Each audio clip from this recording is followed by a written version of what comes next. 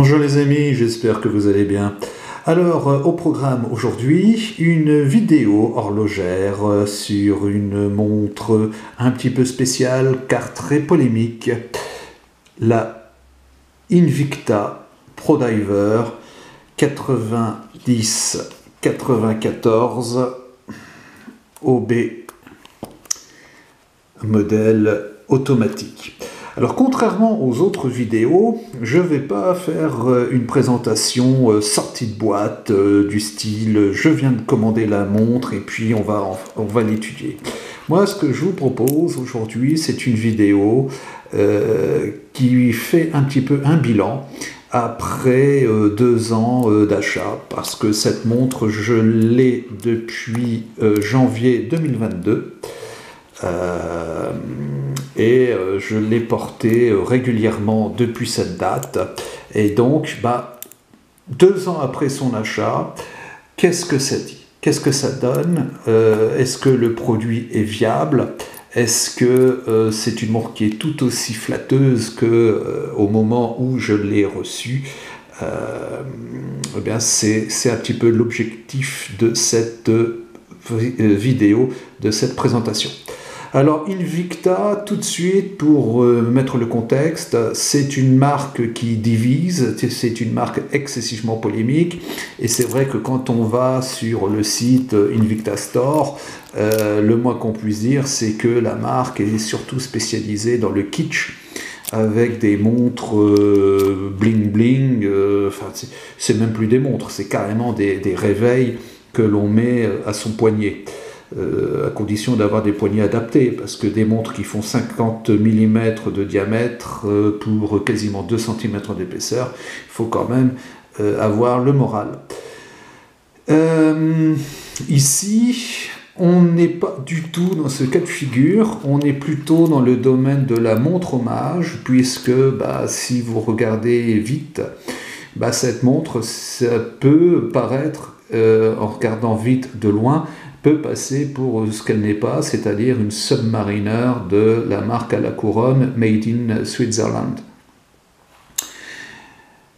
Et d'ailleurs, Invicta joue un petit peu sur cette ambiguïté, puisque il a réellement été question à une certaine époque d'une montre suisse, puisque Invicta était à l'origine suisse. Et puis la marque a sombré dans la crise du quartz. Elle a été rachetée par un groupe d'hommes d'affaires américains, et depuis une petite vingtaine d'années maintenant, Invicta a un siège basé aux USA et fabrique des montres par la filière asiatique. Alors, qu'en est-il plus exactement de cette ProDiver?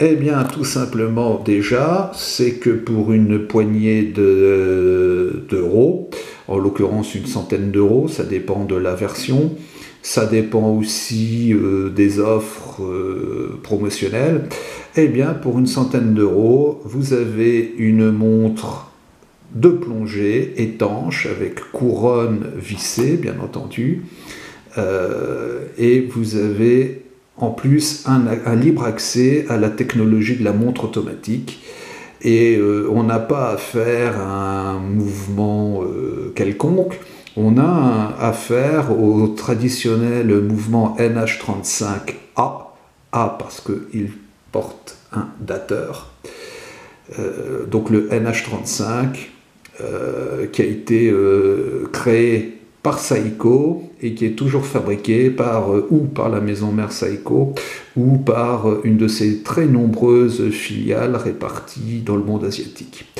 Alors ce NH35, ça je dirais que c'est un petit peu c'est à la fois la force et la faiblesse de ce modèle. C'est-à-dire que le NH35 il vous garantit une fiabilité et une justesse très appréciables. Je peux vous l'assurer au bout de 2 ans.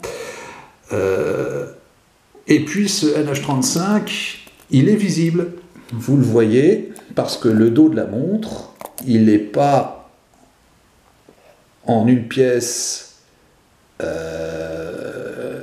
en inox comme sur une authentique Submariner. Il y a il y a un hublot. Voilà, il y a un hublot qui vous permet de voir comme ça la masse oscillante et puis les petits cœurs qui s'agitent pour faire fonctionner tout ça. Alors c'est rigolo, faut reconnaître que c'est flatteur. Bon, c'est peut-être plus adapté à une montre de ville, à une dress watch plutôt qu'à une diver's watch. Mais bon. Tiens, à propos, cette montre, je me suis pas seulement contenté de la porter à mon poignet, c'est une montre qui a fait plouf plusieurs fois. Elle s'est baignée dans l'Atlantique et elle s'est baignée dans la mer du Nord. Bon, alors, certes, je ne suis pas un plongeur, je ne suis pas James Cameron qui va plonger sur le Titanic, mais pour un nageur lambda qui fait trempette, qui fait un petit peu de quelques brasses dans la mer ou qui fait des plongeons dans la piscine de l'hôtel, c'est une montre qui assure. C'est une montre qui assure. Alors que dire de plus? C'est massif. C'est costaud, c'est de l'acier inoxydable de qualité. Le seul bémol, c'est sur les parties polies qui ont tendance à marquer un petit peu. Bon là, voilà. Bon alors, c'est un petit peu, je dirais, le point faible, parce que sinon le reste, voilà quoi, ça se met facilement à taille. Bon là, c'est en l'occurrence un bracelet Oyster avec un fermoir, voilà, et puis la petite sécurité que vous mettez pour garantir. Oups, elle est où? Elle est là. Pour garantir, voilà.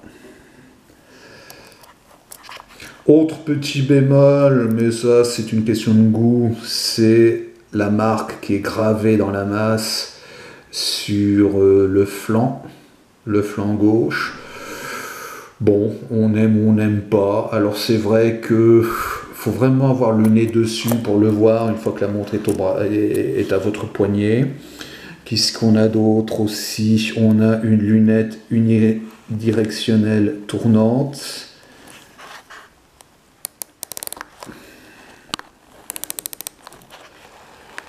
Vous voyez, qui est assez...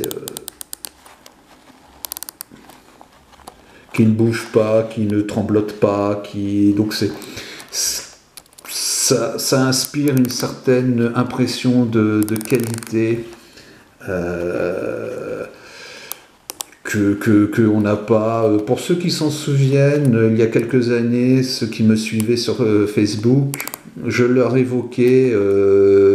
évoqué une montre Tauchmeister, donc une pseudo-montre allemande, mais avec un mouvement soi-disant automatique beaucoup plus anonyme. Et d'ailleurs, cette montre a fini par me lâcher. Bon, j'ai réussi à m'en séparer, mais faut reconnaître que entre Tauchmeister et Invicta, il n'y a pas photo, quoi. Invicta est capable de sortir un produit valable, un produit relativement qualitatif, très compétitif, qui fait que pour une centaine d'euros, alors vous avez le choix, soit vous la commandez, vous la procurez sur l'Invicta Store Europe, soit vous passez chez Amazon. Moi j'ai profité, j'avais en plus un bon d'achat cadeau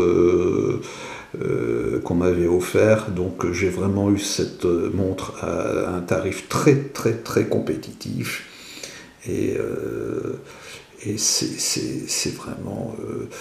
ça devient une compagne qu'on apprécie, qui ne jure pas, qui a, je dirais, presque sa propre personnalité.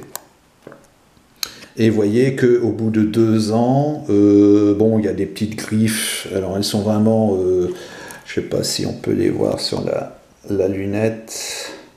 Ça va être compliqué. Il y a des petites griffes sur la lunette en aluminium peint. Bon, moi je suis fan du bleu, donc c'est ça que je voulais. Et cette nuance de bleu, j'adore. Donc, mais ça aussi, c'est une question de goût. Donc dans le catalogue Invicta, comme ça, il y a des bonnes petites surprises. Il y a la ProDiver. Alors elle existe en noir, c'est la référence 89. Et là, c'est en bleu, référence 90. Bon, c'est un produit, c'est une tool watch tout à fait acceptable. Il y a mieux, c'est vrai, mais c'est beaucoup plus cher. Par contre, les Invicta Quartz, franchement, je décommande, elles sont beaucoup plus meilleur marché, mais bon, on n'est pas sur le même standard, quoi. Alors, en conclusion, je dirais que Invicta, du point de vue de l'esprit, finalement, Invicta a renouvelé ce que faisait Mortima dans les années 70 avec les superdatomatique sportives, c'est-à-dire proposer un produit d'appel, un produit compétitif, très flatteur, de bonne qualité et qui vous rend service au quotidien sans problème majeur. Voilà, donc écoutez, je vous dis à très bientôt pour de nouvelles aventures. Et puis, n'oubliez pas, likez, partagez, commentez. Inscrivez-vous aussi, enclenchez la petite cloche, comme ça, dès qu'il y a quelque chose de nouveau, vous êtes immédiatement au courant. Allez, à très bientôt.